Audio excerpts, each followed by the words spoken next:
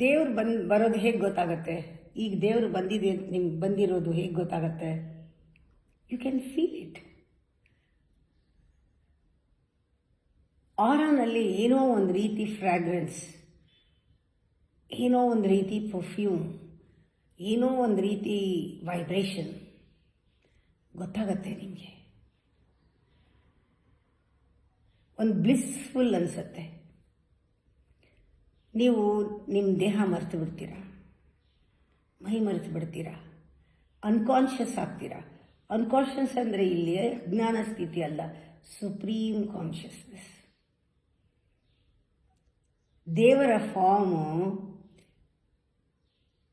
ಯಾವ ರೀತಿ ಕಾಣಿಸೋಕ್ಕೆ ಸಾಧ್ಯ ಈ ವಸ್ತು ಪ್ರಪಂಚದಲ್ಲಿ?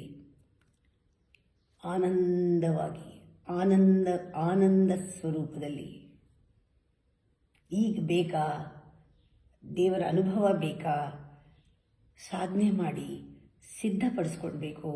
ನಿಮ್ಮ ಹೃದಯ ಓಪನ್ ಆಗಬೇಕು, ರೆಡಿ ಆಗಬೇಕು, ಪಾತ್ರೆ ಖಾಲಿ ಆಗಬೇಕು, ಗುರುವಿನ ಗ್ರೇಸ್ ಇರಬೇಕು. ತಕ್ಷಣ ಯೋಗಮಾಯ ಆ ಪರದೆನ ಸರಿಸ್ಬಿಡ್ತಾಳೆ. Mind becomes divine.